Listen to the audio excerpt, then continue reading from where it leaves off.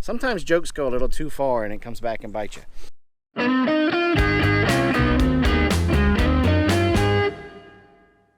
All right, guys, here it is. We just got a phone call. The birds that we got, the chickens that we got from Murray McMurray are here. So it's off to the post office to get them. But see, here's the problem. Robyn's in Greenville, Blaze is in Atlanta. So Paul from the butcher, baker, queso maker. See, I've been messing around and picking on him and calling him the Quizno maker so long that I forgot it was the queso. Sometimes jokes go a little too far and it comes back and bite you. So we are off to get the birds. So come on, let's go. This is the view when you go out down my driveway backwards.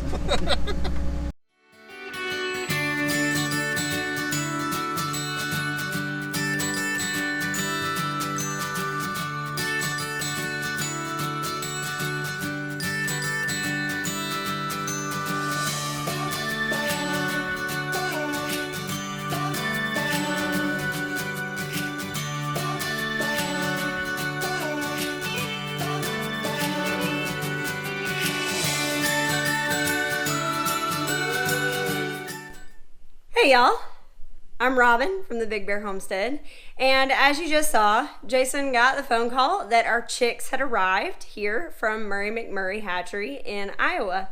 And so he and Paul went to the Elberton post office. That's Paul from the butcher, baker, and queso maker. And they picked up the chicks, got some bedding and some feed, and brought them back to the house.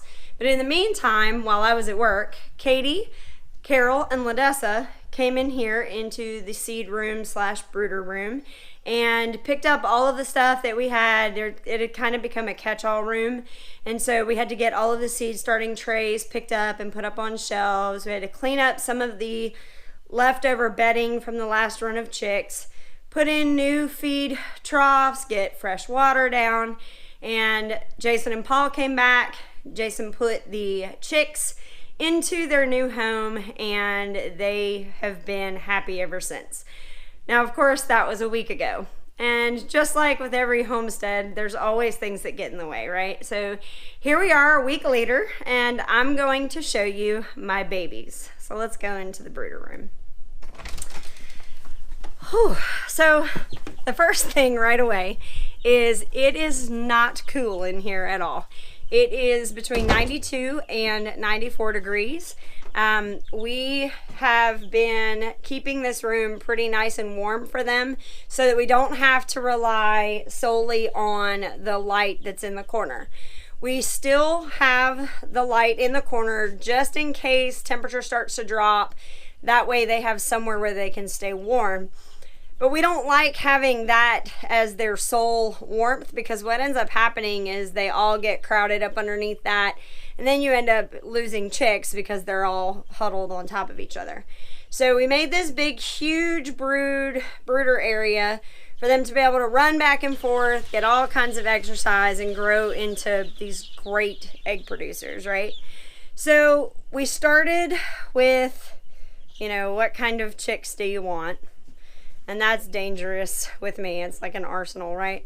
So I looked through the catalog, and after talking with Tom and Ginger from Murray McMurray, they kind of led me in the right direction, because that catalog, I don't know if you've seen it, but it's beautiful and it's overwhelming and it's so full of information. So they helped me narrow down my choices, and I got it down to 12 or 13 breeds. And we got 3 chicks of each. So we have 39, plus they gave us a bonus chick, so we ended up with 40. And when they got here, y'all, they were so healthy. I was so surprised. Not surprised, just very pleasantly happy, because they came all the way from Iowa where it's nice and cold. And to come down here in the middle of all of the storms that we had, that was... When they got here, y'all, they were so energetic. They weren't lethargic at all. They're probably the healthiest chicks I've ever gotten by mail. So they got here. Jason put them out. They started running all over the place. I have had a chance to kind of put my hands on them. I did try to film this video last week, but I was super sick, y'all, and it was just not pleasant. You didn't want to see me coughing and hacking. So I've kind of had my hands on them a little bit. I have, like I said, there's 13 breeds. We picked these guys based on their egg production because we want, this is part of our plans for 2020, right? We want chicks that are going to turn into beautiful pullets that will then produce lots of eggs. And they aren't just for us to be able to eat, we need to be able to barter them for items that we can't produce ourselves.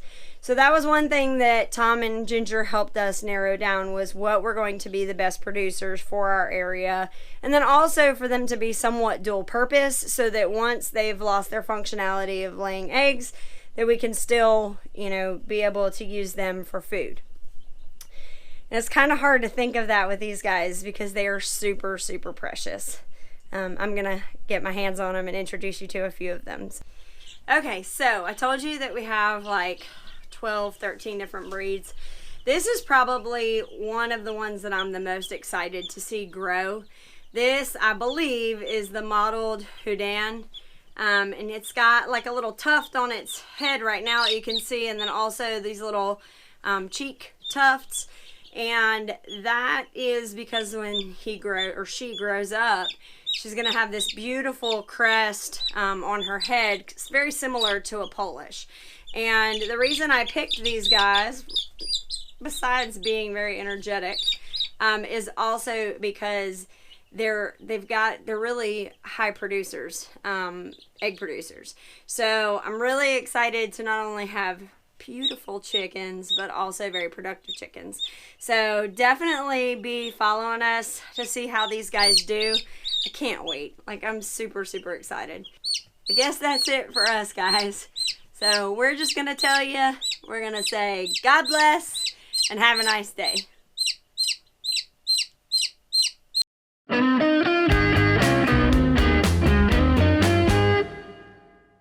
Okay, I'm gonna let you go now. Relax. I'm gonna take good care of you, I promise.